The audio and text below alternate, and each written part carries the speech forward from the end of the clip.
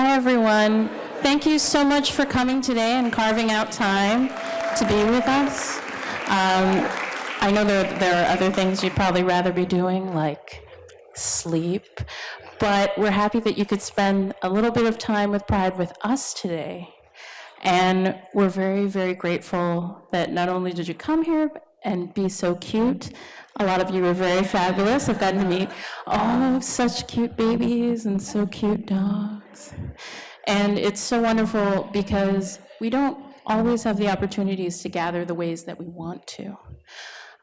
So first up, Mayor E. Denise Simmons, our mayor in Cambridge, will be giving opening remarks.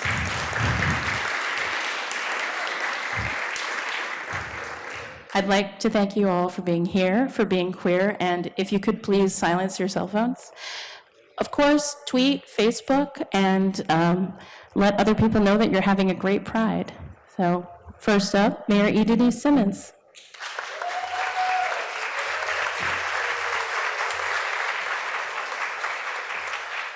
It is so great to see all of you here. So I'm going to start with my signature greeting. I'm going to say good morning, and you can use your outside voices. You're going to say great morning. So good morning. Great morning. Did you get that on tape? Because we're going to have to use that for, as a training video. That was great. Thank you so much. It is such a pleasure to be here as we celebrate again the 27th annual Pride Brunch. That's phenomenal. And it's worth saying we would not have an annual Pride Brunch if one woman wasn't willing to be strong and brave and say, we're going to do this. So I saw her come in, and she's still here, former state representative, former city councilor, former mayor, former school committee, Alice Wolf.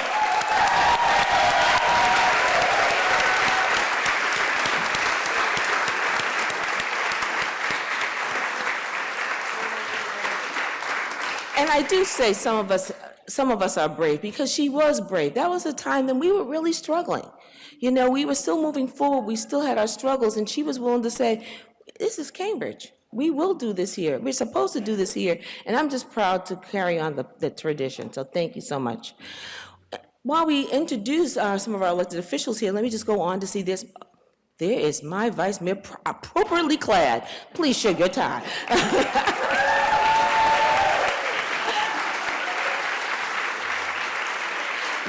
I just have to say, Mark has really been extraordinary during my time as mayor. As my mother would say, every once in a while you bring someone home, she'll, how your parents are, they like someone, they don't like someone, but they like to say, oh, you chose well. I chose well. So thank you, Mark. We also have with us, and I think I have it on the list, we have Clerk of Court, former mayor, part of the Sullivan dynasty, Michael Sullivan. Michael, so glad to have you. And I think I saw Fred Fantini from our school committee. And when I talk about people being brave and being willing to come show up when they're called on, and sometimes even when they're not called on, they just show up, and that's Representative Jay Livingstone. Thank you so much for being here.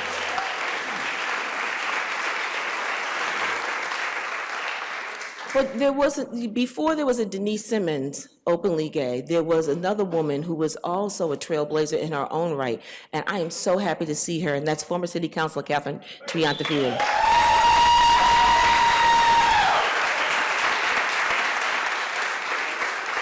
Yeah, Catherine is more than just a role model. She's a real model. She really did extraordinary things. Domestic partnership, we wouldn't have had that if it wasn't for Catherine and the City Council. So thank you so much for your service. They have this cliche that says the apple doesn't fall far from the tree. So I just have to take a moment to acknowledge one of my junior colleagues from the school committee, and that's Paul Sullivan.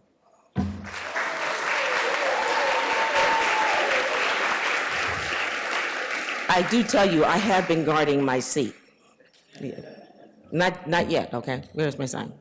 Anyways, but Paul has really been, he is the student representative to the Cambridge School Committee. He's been extraordinary. I think he's going to do a little bit of Angels in America. But not only that, we, months ago, it seems like years, months ago, we had students got together and had a demonstration from the high school around issues on gender issues, sexual harassment, the dress code, all of that. And Paul join my committee so that we could look at that and make changes so women, girls, and men can feel supported and comfortable in their school. Thank you, Paul.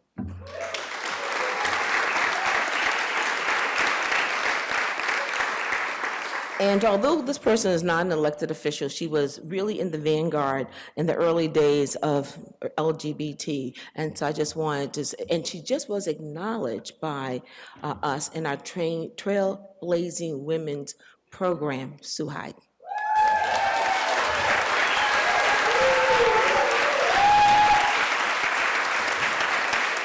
So there's a ton of things going. Oh, I have to be brief. They said be brief. I don't know why they said that to me, but be brief. So this is my sort of brief. But I want just a few more acknowledgments very quickly.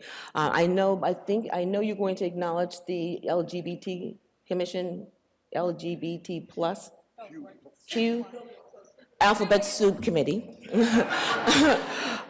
So I'm going to leave that to them because you know that better than I. Just wanted to also acknowledge Arthur Lipkin. He was in the early days of the Lavender Alliance, but I don't see Arthur. There he is, back there. In Cambridge, there's always something going on. So very briefly, I want to say that Ken Rees sends his regards. A very wonderful woman that worked in Cambridge for a number of years, Stella Paris, had died, and I know he is there at her funeral. I know Michael's going to have to leave earlier. I'm going to remain here, but so just so you know that he would have been here if he could. But and David Marr, another one of our colleagues, you know, a number of my colleagues are gone to that funeral. But I say that to say, so we know that there's going to be a vacancy, and it's always been a custom. If someone is running, we would acknowledge them. So I do want to acknowledge Alana Marilyn, who's running for city council. So.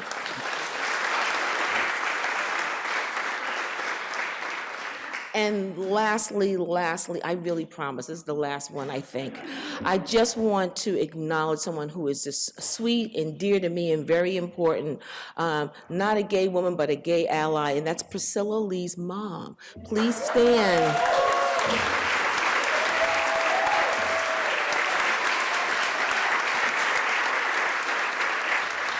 So welcome to our 27th annual Cambridge Pride Brunch. It has been more than a quarter of a century that from our first Pride Brunch, and in this time in Cambridge and in the entire country has seen a tremendous amount of ups and downs. I'm sure you know what I'm saying. When we first hosted this event in 1991, we were just coming out of a hyper-conservative Reagan era. It was a time when far too many of us still didn't feel safe coming out of the closet and living our truths, when too many politicians were largely still too cowardly to recognize our basic humanity, when the era of protecting the sanctity of marriage meant that we couldn't legally marry, and when the White House was shamefully choking off research dollars for illnesses like AIDS that were ravaging the LGBTQ community. It was a time when to be openly gay in many communities was a risk to one's livelihood, if not to one's life. Thank you for the music. And yet, little by little, year by year, we made progress. It didn't happen all at once, but the activists among us stayed at it in Cambridge, in communities all across the country, building coalitions and alliances and working our hearts out to fight for recognition, for acceptance, and for legislative victories. By the time President Obama, still my president,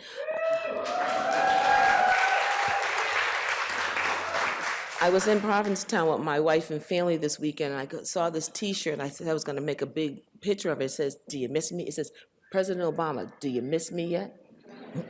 Missed you a long time ago.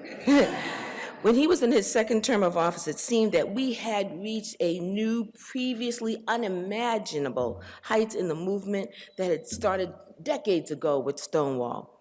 At long last, the LGBTQ community was achieving the kind of high-profile victories that many of us never thought we would ever see.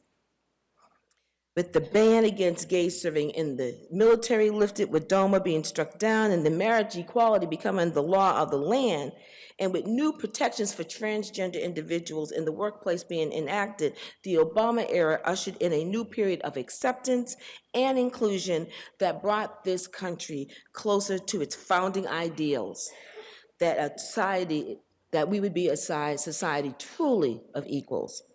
And that, ideally, should have been the launching point for the next chapter in our story. And then we had an election. Unfortunately, that's not how things played out. For all the progress we've unquestionably made, for all the milestones we have reached, for all the hard work we've engaged in, we constantly have to remain vigilant to protect against those and who occupy the highest office in the land. I call them the purveyors of evil that do not sleep. They tweet a lot too. He and his aides have no secret desire to turn back the clock. It's really out there, out front, and very obvious. Every day, it's like a continual assault. And I don't know about you. I no longer turn on the news. I stopped reading romance novels.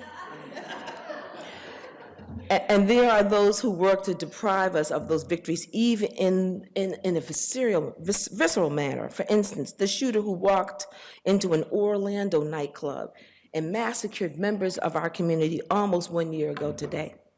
In the era where violence seems to be on the rise and where people are in the highest level of government are working to dismantle many of the gains we've made over the decades. It is understandable that many of us may be particularly on edge this Pride weekend of 2017, and many of us may be wondering what the future has in store for us. I can say what we should do, what we have done, what we continue to do, is we have to be brave. Just recently, I had the opportunity of giving a small speech at the high school graduation, and I remembered this song that was sung at the Extension High School by, I'm not even gonna say her name because I always get it wrong, but she always says, "Rise up." And that's all I ask for us to do. We're gonna have to rise up against homophobia, and rise up against anti-Muslim sentiments, and rise up against sexism, and rise up against racism, and rise up against exclusion, and rise up 1,000 times again.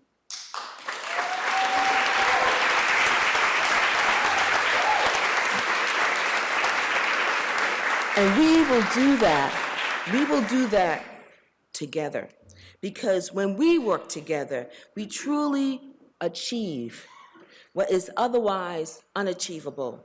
When we work together, we fight the legislative battles and achieve marriage equality. When we fight, we can protect our transgender community, and we can achieve acceptance and inclusion. I always say, we ain't gonna let nobody turn us around. There is nothing the Trump White House would like more for us to climb back in that closet, way in the back, with the garment bags.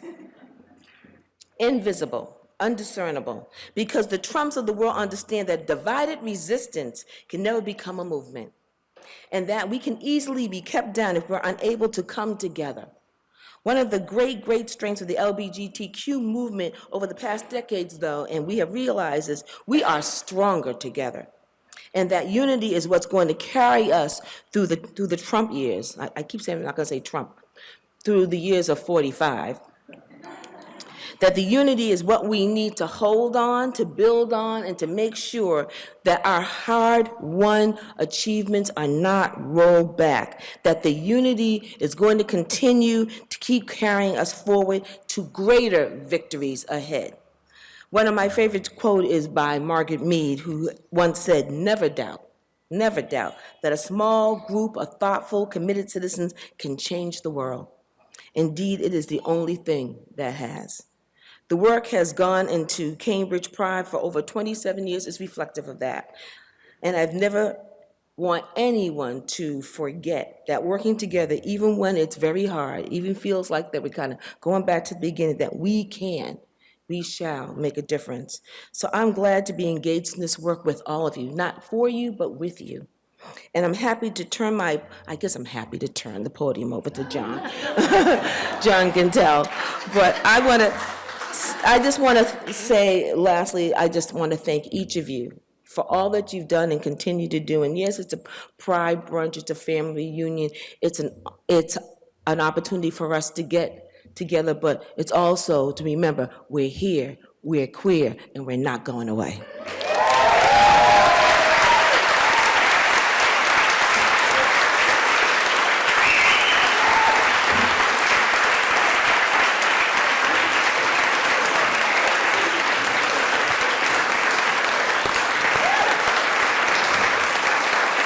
So let me bring John up. But before I step away, I want to thank our Cambridge Police Department for being here. We always work collectively arm in arm with our police department, and also to acknowledge our assistant city manager, deputy city manager for human services, Ellen Seminoff. Ellen, thanks for being here.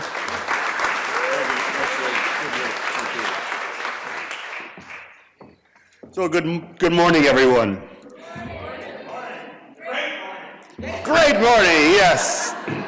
So Cambridge is a really special city in many ways, and one of the ways is this Pride Brunch. So people originally from the Lavender Alliance, working with the mayor's office, planned this. Now the LGBTQ+ Commission, working with the mayor's office. So we've stood up here with Mayor Alice Wolf, Mayor Ken Reeves, Mayor Sheila Russell, Mayor Frank Duhey, Mayor Anthony Galluccio, Mayor Michael Sullivan, Mayor Denise Simmons, Mayor David Marr, and Mayor Henrietta Davis. How many other cities are there where a bunch of queers and the mayor of the city can stand up together and have a celebratory event?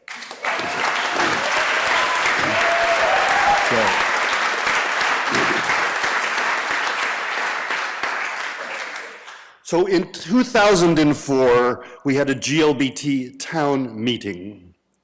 By the way, 2004 was a pretty special year because that was the year that the first same-sex marriage in the United States occurred, right in this city hall at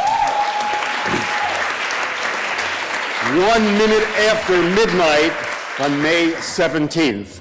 And a special thanks should be given to then Mayor Michael Sullivan, who did a lot of behind-the-scenes work to make this all come. And he already, there he is, and I really appreciate that. And I don't know how many people were here for that event, but it was rather incredible. I spent the time out on the streets. There were thousands of people on the streets, and a tiny little bunch of evil Westboro Baptist Church people who were being completely ignored. So that was just great. So now there's this problem, I lost my other card. Oh well, I'll make it up. So at this town meeting, we listened to a lot of people, and the big issues that got raised were seniors were worried about healthcare and housing. Youth were worried about how they were being treated. There was actually a problem at the time with Project 10 East in the high school because its budget had been messed up or something. And also people were worried about the police. So out of that town meeting, then Councilor Simmons said to order, city manager, please create a commission to go work on this stuff. And that's how the commission got created. In 2005, we had our first meeting, and one of the very first things we did is we went back to the high school and got Project 10 East reinstated. The next thing we did is we started working with the police department. And the Cambridge Lavender Alliance had already started working a little bit with the police department, but now with the then commissioner, they decided that they would really have a liaison, and we had a liaison. Chris Burke was our liaison for a few years. Now Brian O'Connor over there is our liaison, and it's incredible. So the liaison comes to our meetings, and back when we had no budget, they printed some stuff for us and all of that. But more important, spirited having training for all of the police officers in the city, and not just sort of a one-time thing, a regular ongoing thing, so that new recruits get it. And Chris Burke, when he was our liaison, did a lot of outreach to other police departments, and Brian is continuing that. So some of the other police departments in neighboring cities. Remember, we don't always live in Cambridge all the time. We go to other cities. And so a number of the other police departments are doing this training. There's this organization called GOAL, Gay Officers Action League of New England, that does this training. And actually, they gave the commission an award once for the work we did, and also to Chris Burke. So this is a case where the commission was working with the city government to get something to change, and it really happened. And that's sort of another special thing about Cambridge. Volunteers like me on the commission get to work with people in the city and get changes to happen. And it's a lot of fun. I often tell people, one of my hobbies is working on city government stuff, because it's kind of fun. And thank you. So the commission started working on other stuff. We actually we have a researcher who works for us, and we did a survey of healthcare organizations in the city, trying to see what their policies and, more important, practices were with respect to LGBTQ seniors, but also everybody. And we wrote some reports, and the idea was not to create a report card, but to go give feedback to these organizations and get them more motivated to do more training and stuff like that. We also did a survey with the Cambridge Housing Authority, which runs a bunch of senior housing, and we're going to do some other housing. And right now we're doing one with all of the youth after-school activities, and there are hundreds of them in this city, some run by the city, some run by volunteers. What are their policies and what are their practices? And I like to emphasize practices, because it's very easy to write a document that says, this is what we're going to do, but the question is, how does it actually happen? So that's one of the things that we do.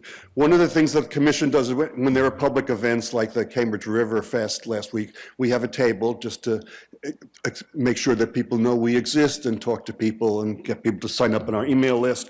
We've also run various events. We ran an event several years ago with Youth on Fire. Youth on Fire is a daytime shelter for youth. It's in Harvard Square, and several of those people got to speak. And I would point out that there seems to be a problem. There's a budget problem, and unless some more money gets found, sadly, in November, Youth on Fire is going to close.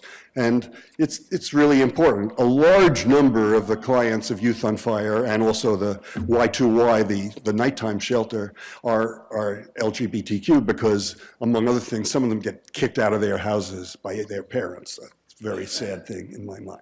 So that's something to do. In the fall, we're going to run an event with the Immigrants Commission featuring some stuff like that. So we like to partner with other organizations. So that's basically what I have to say today. And I now turn over the podium to Silas, one of our newest commissioners.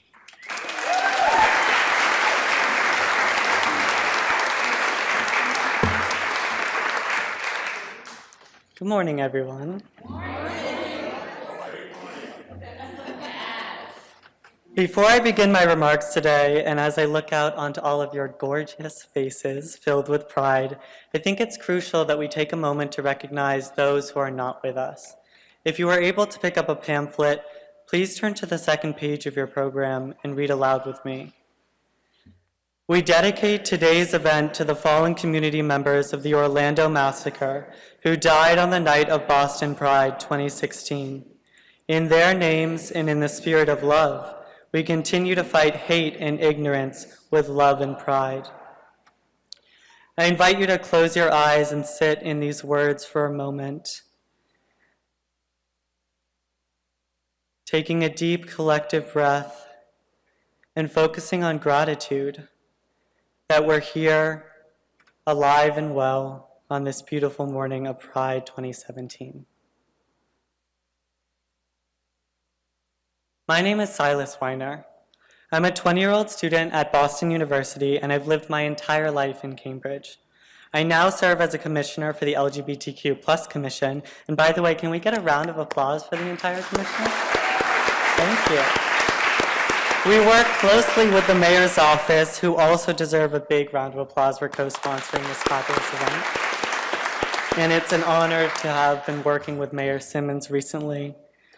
But my least official, yet perhaps most important role recently has been as a casual volunteer for Black Lives Matter Cambridge. And yes, they too are here to represent. Let's get a round of applause.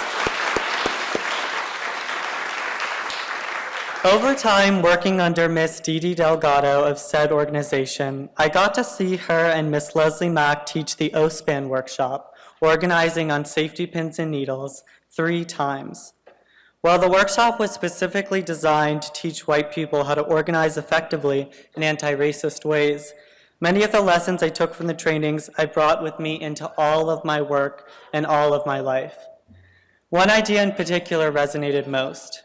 It was when they talked about unconditional love. And this is the message I want to bring into this space today. You see, for anyone on the outside, from queer people just trying to love who they love, to Black Lives Matter organizers on the front lines, love is not a given. Our lives are defined by conditional love from the status quo, from those who see us as strange or different, even though we were born this way. It's because being unapologetically Black or unapologetically queer is inherently inconvenient to moderate established society. They're scared of people who are different and who make it a point of pride. They seek to homogenize us, silence us, mute the rainbow colors that we use to say, I am here.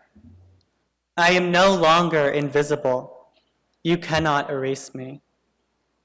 Because of this, there's a fundamental lack of, I don't know if it's familiarity or trust. It's really love. There's a lack of love for those on the margins.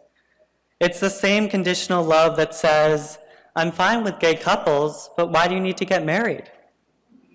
Or in the case of Black lives, fit for freedom, but not for friendship. We've heard these before, and we still hear them today. That ain't love, y'all. True, unconditional love is the reason I'm here, because of the way my mother instantly accepted me when I told her I was gay, and even more importantly, the unconditional love that she showed me as I suffered through my first major breakup, further highlighted by the fact that all of the Beckys I was friends with my first year of college disappeared as soon as this gay lost his glitz and glam. This is an experience we are so used to. If we are accepted, it's only to be fetishized and then tossed out when we stop providing perpetual happiness and good humor. This is conditional love.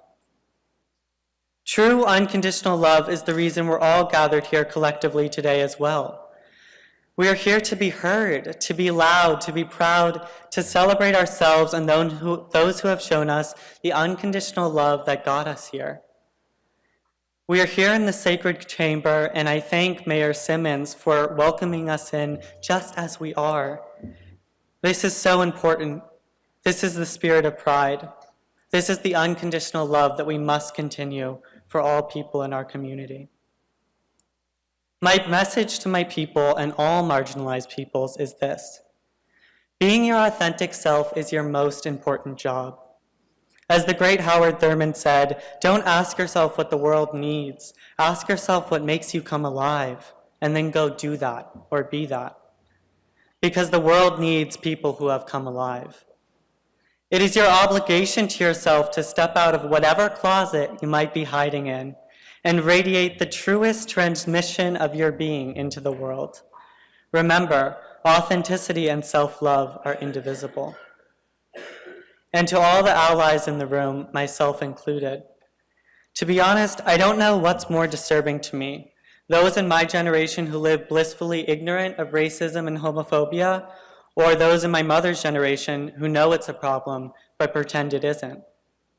But Barack Obama, they blurt out. Gay marriage, they exclaim.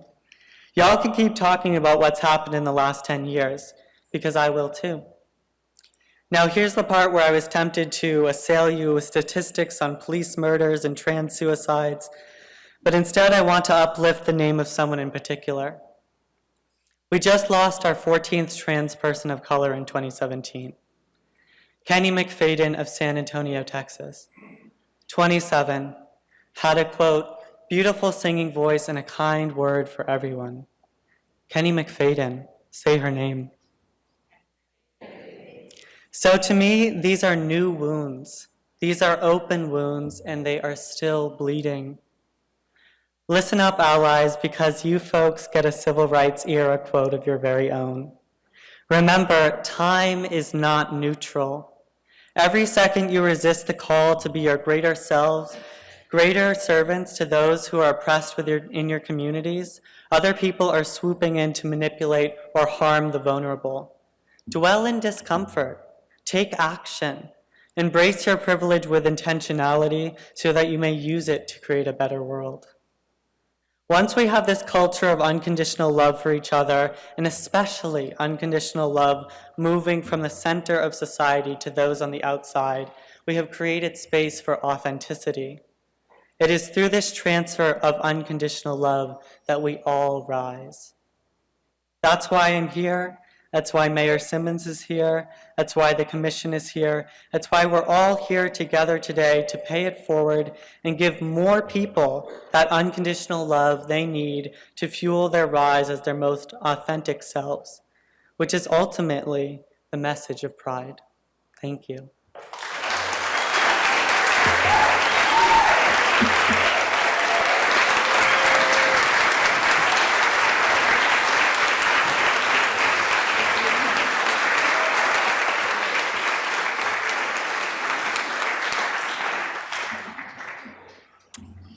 Thank you, Silas. That was really perfection.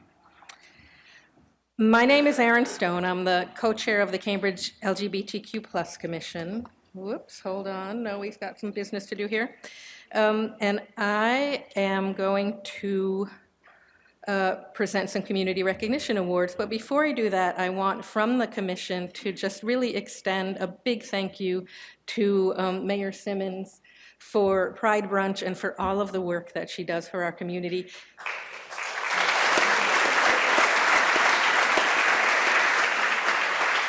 And also to the mayor's staff, because this event certainly could not have happened without the mayor's staff, and they work really, really hard.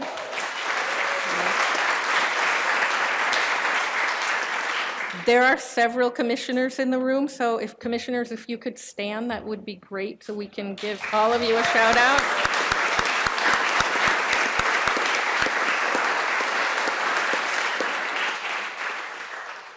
So I am going to introduce our first community recognition awardee, Jordy Brazo, who's going to come and stand here.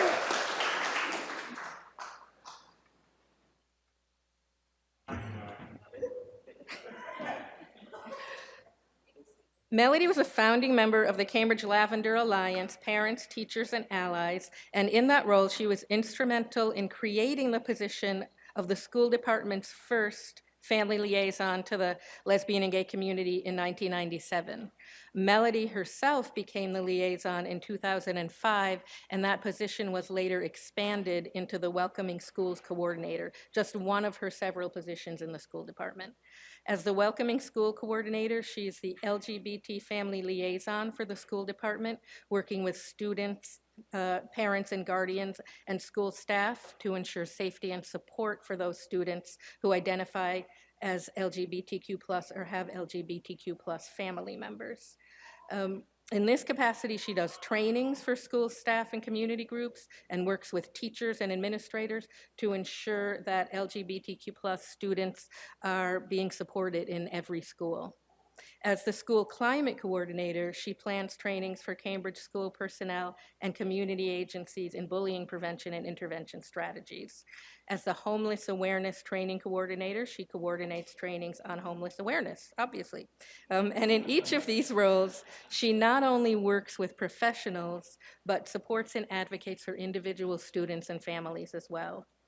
Since 40% of homeless youth identify as LGBTQ+, and 82% of LGBTQ+ youth report that they have been bullied, Melody's role in serving students in the Cambridge Public Schools is enormously important. Melody also co-teaches the course Welcoming LGBTQ+ Families in Education and Human Services to undergraduate and graduate students at Wheelock College.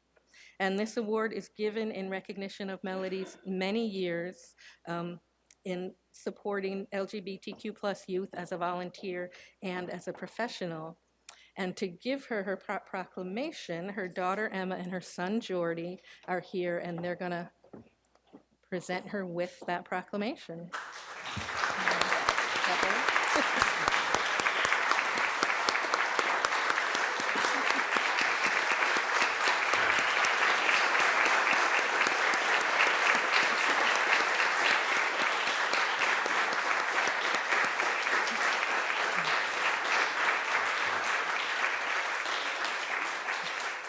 So Silas is coming back to the mic to give the proclamation to Black Lives Matter Cambridge.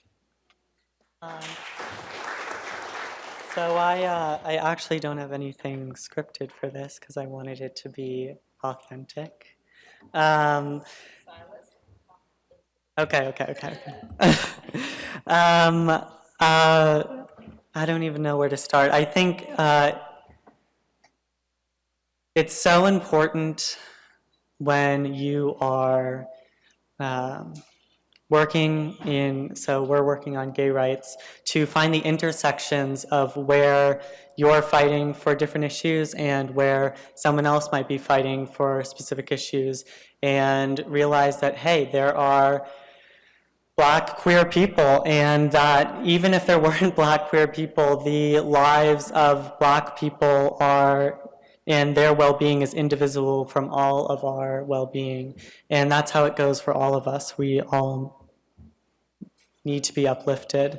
So I just wanted to get up here and really say that if you haven't looked into Black Lives Matter Cambridge and what they do, please participate, please volunteer, please break out of whatever you feel like your zone is. So if you feel like, oh, I'm doing the gay thing, you can do all things. And the work that Black Lives Matter Cambridge has done, first of all, as a national organization founded by queer women, Black Lives Matter Cambridge, founded by queer women, led by queer women. No other white spaces that I'm aware of center and create space for gay life and gay livelihood like Black Lives Matter Cambridge does. And that is so important. And that's something that you guys need to learn from. Learn from Black Lives Matter. Please. So they're an organization we need to be proud of and uplift and hold ourselves accountable to. And with that, there's Didi Delgado to accept the award.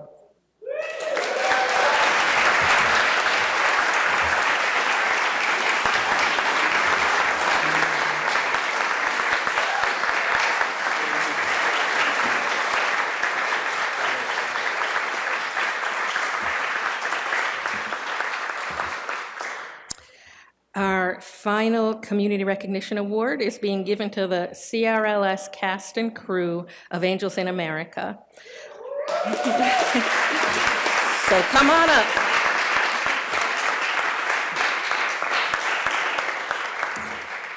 The CRLS drama companies. Come up on the rostrum. Come up on the rostrum, I've been told. So, you can just come up and be behind me here.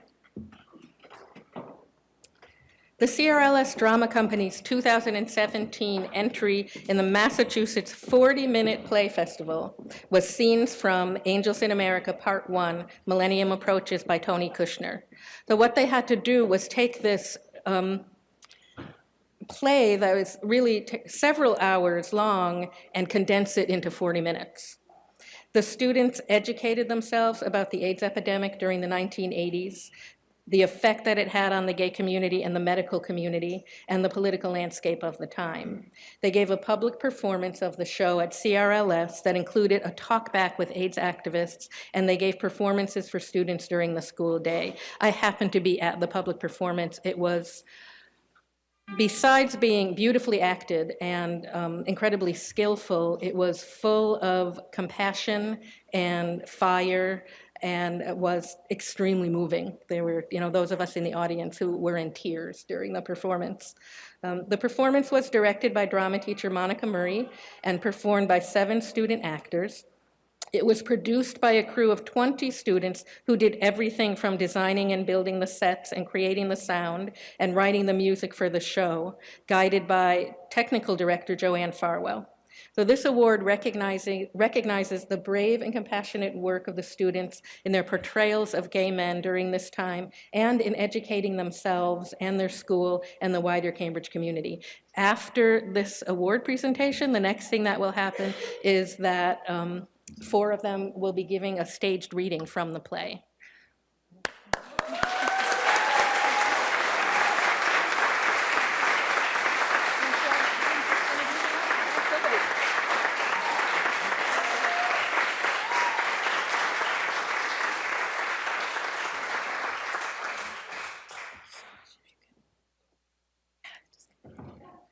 Thank you so much for recognizing people. And now, a stage reading from Angels in America.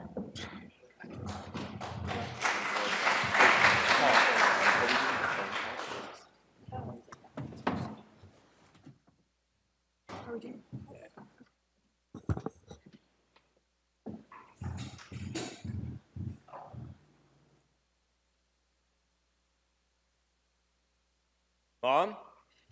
Joe, Hi. you're calling from the street. It must be 4 in the morning. What's happened? Nothing, Harper. Joe, Yeah. Hi, no, Harper's fine. Well, no, she's not fine. How are you, Mom? what's happened? Nothing, I just wanted to talk to you. I wanted to try something out on you. Joe, have you been drinking, Joe? Yes, ma'am, I'm drunk. That isn't like you.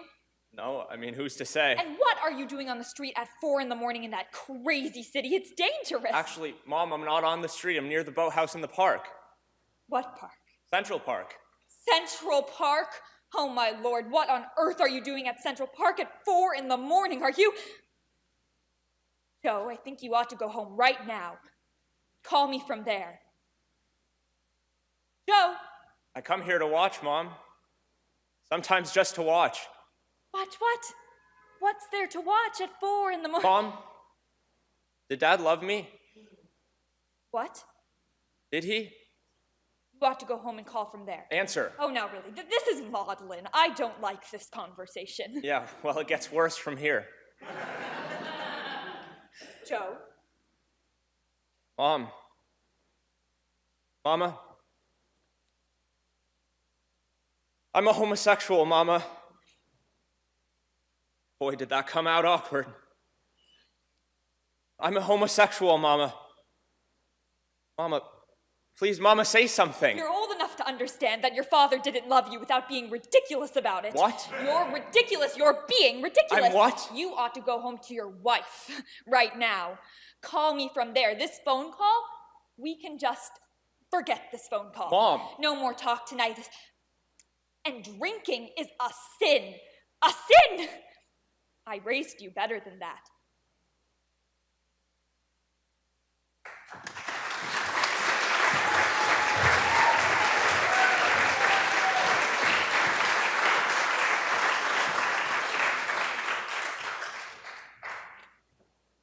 Oh God, home. The moment of truth has arrived. Harper? I'm going to move out. The fuck you are. Harper, please listen. I still love you very much. You're still my best buddy. I'm not gonna leave you. No, I don't like the sound of this. I'm leaving. I already have. Please listen, stay. This is really hard. We need to talk. We are talking, aren't we? Now please, shut up, okay? Bastard. Sneaking off while I'm flat out here? That's low. If I could get up now, I'd beat the holy shit out of you. You take pills? How many? No pills, bad for the... You aren't pregnant. I called your gynecologist. I'm seeing a new gynecologist. You have no right to do this. Oh, that's ridiculous. No right. It's criminal. Forget about that. Just listen. You want the truth. This is the truth. I knew this when I married you. I've known this, I guess, for as long as I've known anything, but I don't know. I thought maybe with enough effort and will, I could change myself. But I can't. criminal. There ought to be a law. There is a law, you'll see. I'm losing ground here. I go walking, and you want to know where I walk? I go to the park or up and down 53rd Street or places where, and I keep swearing I won't go walking again, but I just can't. I need some privacy. That's new. Everything's new, Prior. I try to tighten my heart into a knot, a snarl. I try to learn to live dead, just numb, but then I see someone I want, and it's like a nail, like a hot spike right through my chest, and I know I'm losing. Apartment too small for 3? Lewis and Pryor comfy, but not Lewis and Pryor's disease. Something like that. I won't be judged by you. This isn't a crime, just the inevitable consequences of people who've run out. Bang, bang, bang. The court will come to order. I mean, let's talk practicalities. I'll come over if you want. Spend nights with you when I can, and I can. Has the jury reached a verdict? I'm doing the best I can. Pathetic. Who cares? My whole life has conspired to bring me to this place, and I can't despise my whole life. I believed when I met you, I could save you. You, if not myself. But I don't have any sexual feelings for you, Harper. And I don't think I ever did. I think you should go. Where? Washington doesn't matter. What are you talking about? Without me, Joe. Isn't that what you want to hear? Yes. You can love someone and fail them. You can love someone and not You be... can. Yeah. Theoretically, yes, a person can. Maybe an editorial you can love Lewis, but not you. Specifically you. I don't know, I think you're excluded from that general category. You were going to save me? But the whole time you were spinning a lie. I just don't understand that. A person could theoretically love, and maybe many do. But we both know you can't. I do. You can't even say it. I love you, Prior. I repeat, who cares? Oh, this is so scary. I want this to stop. To go back. We have reached a verdict, Your Honor. This man's heart is deficient. He loves, but his love is worth nothing. Harper! Mr. Lies, I want to get away far away before he starts talking again. Please, please. As long as I've known you, Harper, you've been afraid of men hiding under the sofa, men hiding under the bed, men with knives. I'm dying. Stupid fuck. You know what that is? Love. Do you know what love means? We lived together 4.5 years. You animal. You idiot. I have to find some way to save myself. Who are these men? I never understood it. Now I know. What? Me. It is? Get out of my room. I'm the man with the knives. You are. If I could get up now, I'd kill you. I would. Go away. Go away or I'll scream. Oh, God. I'm sorry. It is you. Please don't scream. Go! I recognize you now. Please. I'm bleeding. Mr. Lies! Right here. I want to get away. I can't see him anymore. Where? Anywhere far away. Absolutamente. When I open my eyes, you'll be gone. Harper? Huh. It worked. Harper! I hurt all over. I wish I was dead.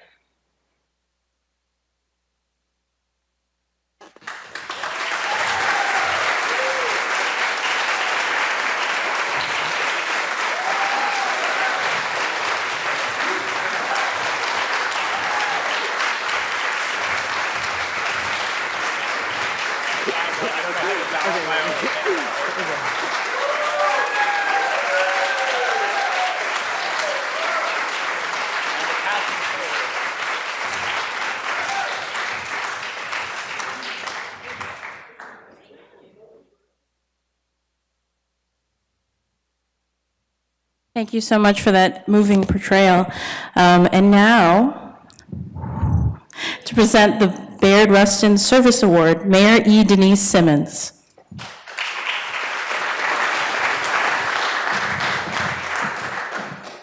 Thank you. For several years now, we have been giving out a Bayard Rustin Human Service Award to individuals, groups, or entities that have really bestowed, acted, and lifted up the commitment of Bayard Rustin. As many of you know, Bayard Rustin was the chief organizer of the Civil Rights Movement March on Washington, but didn't get much acknowledgement for this extraordinary work. And so as time went past, he came out of the shadows and people really started to acknowledge the work that he has done and continues to do by all the marches that have followed that replicate his work. This year's awardee typify the work of Bayard Rustin, and I want to share a quote from him. And he says, "When an individual is protesting society's refusal to acknowledge his or her dignity as a human being, his or her very act of protest confers dignity upon them." I want to acknowledge, welcome, and bring forward Grisel Martinez Ocasio and Nicole Lanscombe, owners, founders of the Rainbow Times, and thank them for conferring honor and dignity upon us.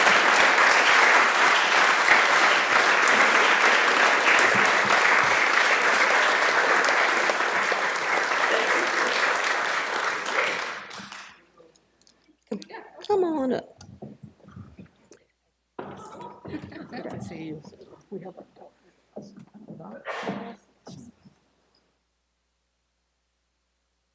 And the proclamation reads as follows. Mark, you want to join me? Come join me. Whereas Nicole Lanscombe is the editor-in-chief of the Rainbow Times, and since it was founded in 2006, doesn't seem that long ago, it has rapidly expanded its reach, becoming a prime source of LGBTQ+ information and news to the New England region.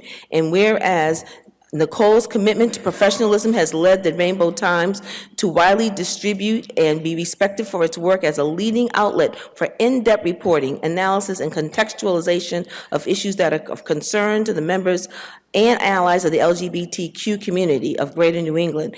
And whereas Grisel is the publisher, co-founder, and co-owner of the Rainbow Times and a journalism and publishing veteran with 25 years of experience. Wow. Grisel currently serves as the board member of the North Shore Pride, a member of the City of Salem's No Place for Hate Committee, and the Latino Leadership Coalition of Salem. Grisel, please give her up. Come on, give it up. Has participated in various community-based programs to better assist marginalized communities. Her relentless dedication has earned her titles such as the Gilmore Volunteer of the Year Award from AIDS Action Coalition and other community-based awards such as the Boston Latino Pride 2010 Honorary LGBT Community Member designation. And whereas Nicole and Grisel have increasingly worked to organize, recognize, and highlight the contributions of area members and allies of the LGBTQ community, helping to deepen the community bonds and fostering allegiances among like-minded progressive people and communities. And the Rainbow Times continues to provide a tremendous service to the greater Cambridge LGBTQ community. Now, therefore, be it proclaimed that the Honorable Mayor of Cambridge, on behalf of the entire City Council, go on record congratulating Nicole and Grisel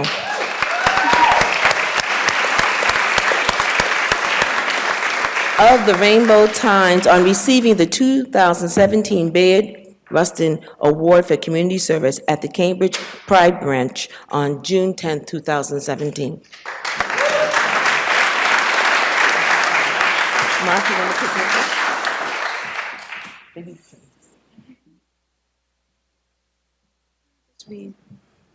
They'd be literally the same, so just say it. Okay, thank you. I'll try to do this without my glasses. Whereas, oh, thank you. See, collaboration, ladies and gentlemen. Huh? Whereas Nicole Lasham and Graciela Martinez Ocasio have increasingly worked to recognize and highlight the contributions of area members and allies of the LGBTQ+ community, helping to deepen the community bonds and fostering allegiances among like-minded, progressive people and communities. The Rainbow Times continues to provide a tremendous service to the greater Cambridge LGBTQ+ community. Now, therefore, be it proclaimed that the Honorable Mayor of Cambridge, on behalf of the City Council, go on record congratulating Nicole and Graciela of the Rainbow Times on receiving the 2017 Barnard Rustin Award for Community Service at the Cambridge Pride Brunch on June 10th, 2017. Come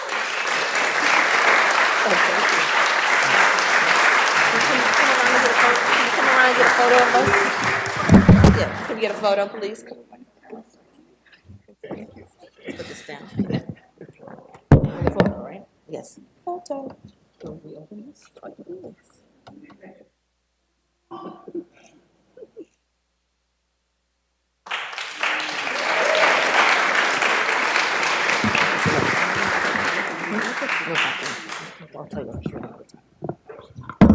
So we wanted to say thank you so much again to these phenomenal women for the work that they do, not because they had to, not because they wanted to, because it was important for them to do. I often say some people work because, but they do their work for the cause, and it's a cause of liberty and equality for the LGBTQ community. Thank you so much.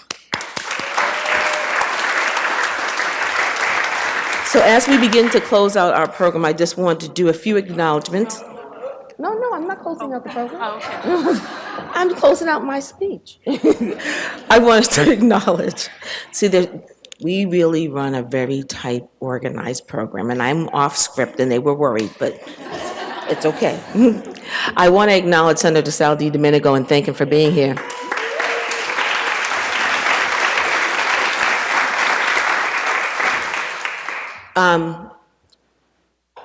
Earlier, I think Aaron mentioned the staff of my office that really put together and hold up and make this happen, and I just want to acknowledge them again. Neil was not able to be here, but I wanted to acknowledge Neil. Jeff, where's Jeff? The chief organizer of making this happen. Without him, we couldn't do it. Muna Kangson, they are really the support that makes the office run. Priscilla Lee, way in the back. Thank you, Priscilla, for her work. And Teresa Stevens from my office really do a lot. But because a mayor, an individual city councilor can't do this work by themselves. It is the support of other people. So let me acknowledge one person, if not two, that are the wind beneath my wings. That's my daughter, Jada Simmons. Thank you, Jada. And I think Asiana is somewhere here. I just wanted to say thanks to them because they do help me do the work that I do. It's so great to see you. And before you leave, make sure that you show... Oh, I'm not closing out the program. I just want to say, I want to make sure everybody gets their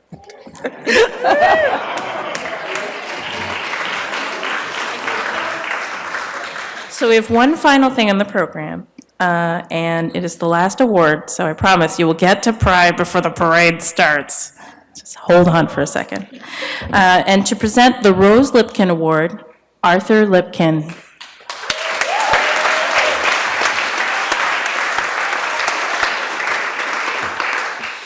Thank you. I'm still catching my breath from Angels, which I had the privilege of seeing on the 25th anniversary of Stonewall in New York. It was quite a performance, and you are right up there with the greats. When I was at CRLS as a student doing Drama Festival, we went to finals with Midsummer Night's Dream. Everybody loved my bottom. But, I mean, thank you. But Angels, it's quite an accomplishment to have done that. Try Homebody Kabul next year, another one of Kushner's plays. There's a 30-minute first act that's a monologue. So I have the pleasure today of presenting an award in memory of my mom, who was sort of the quintessential PFLAGger, although she was never a PFLAGger formally. My husband, Robert Ellsworth, and I have been sponsoring this award for quite a few years. And this year's recipient is Calvin Lister from CRLS.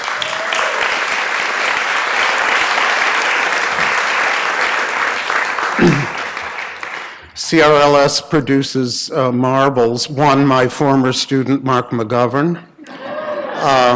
Now, you know how we teachers are out to convert our students. So far, all I've gotten out of him is the rainbow bow tie. But I'm still working on it. Calvin is a graduating senior who's a talented artist and has demonstrated his immense talent in advanced placement art this year. Additionally, Calvin has been involved in the CRLS drama program and theater at Beyond the Fourth Wall. Calvin has been a critical leader in Project 10 East for as long as he's been a student at CRLS. He's a strong advocate for LGBT rights and has helped make CRLS a more welcoming and understanding place for LGBTQ students. When we told Calvin a few weeks ago that he was receiving this award, he was overjoyed and grateful, and I am overjoyed and grateful to be able to present this award to him and also to be able to recognize and welcome Calvin's mom, who has come along. The one bit of biographical information that I can add, having heard it this morning, is that Calvin is going out to Oregon to participate in a Jewish social justice group. And of course, intersectionality reigns in Jewish social justice groups. They're not seeking social justice only for Jews. And of course, as a footnote to Angels in America, we remember that Roy Cohn was Jewish. So we all have our work to do, right? So I welcome Calvin for receiving this award.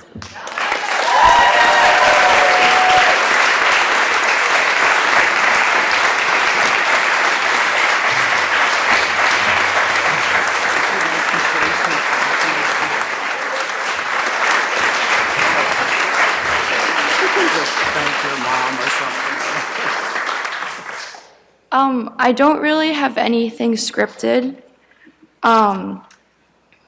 but I'm overjoyed and so grateful that I could get this opportunity. And I'm so happy that we are so loving in this community, and that I, as a trans person, a trans queer person, have the opportunity to get an award like this. I think it really marks how far we as a community have come. Thanks.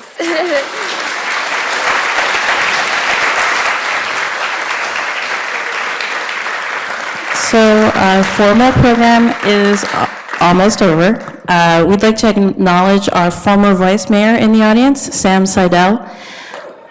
Sam, if you want to stand, maybe we'll run. And so now we're closing. For those who want to board the bus to the Boston Pride March, theoretically it departs City Hall promptly at 11 a.m. outside. Hopefully they can hold it for a little bit while we head out. We want to thank everyone for participating, carving out time. Happy Pride. So as you leave, if you could clean up after yourselves a little bit, and hopefully we'll see you again next year.